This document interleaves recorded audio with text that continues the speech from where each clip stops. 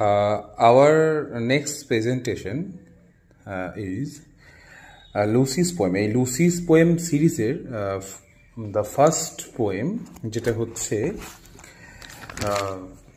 তোমাদেরকে আমি এটা আজকে লাইন বাই লাইন অ্যানোটেশন করে আমি শোনাবো। পোয়েমটা হচ্ছে She dwelt among the untrodden ways.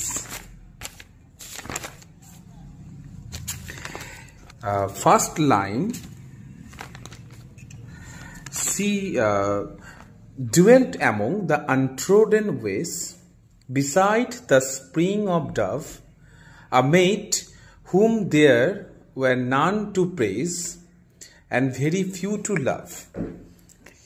এই যে চারটে লাইনের মানে এখানে অথর উইলিয়াম ওয়ার্ডসওয়ার্থ তিনি বলতে চেয়েছেন যে আমাদের এই যে গার্ল লুসি ডুয়েল্ট মানে হচ্ছে বাস করা, তিনি বাস করেন একটা খুব শান্ত এবং রিমোট প্লেস। রিমোট মানে হচ্ছে একদম প্রত্যন্ত একটা জায়গায় যেখানে হার্ডলি এনিওয়ান, কেউ খুবই কম লোকে যাতায়াত আছে, এরকম একটা ধরনের জায়গায় উনি বাস করেন।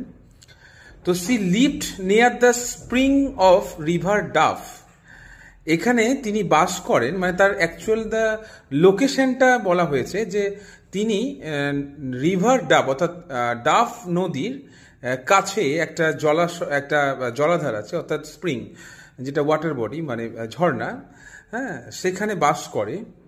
অ্যান্ড সি ওয়াজ আ মেট মানে আমরা জানি একটা মেয়ে, hmm there were none to praise মানে প্রশংসা করা, and very few to love, তার মানে she was a simple unknown girl, মানে তিনি একজন অত্যন্ত সাধারণ মহিলা, অপরিচিত মহিলা। আনপ্রেজড মানে অপ্রশংসিত, মানে উনি কারোর দ্বারা প্রশংসিত হন না এমন।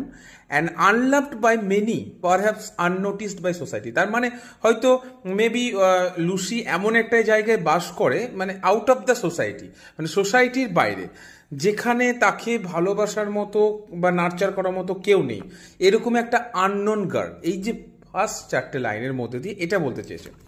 তো next fourth line, violet by a mossy stone, half hidden from the eye, fair as star when only one is shining in the sky. এই যে চারটে লাইন আমি চারটে করে বোঝাচ্ছি, তার কারণ হচ্ছে তোমাদের বুঝতে অনেকটা সুবিধে হবে। এটার মানে হচ্ছে এখানে ভায়োলেট মানে আমরা জানি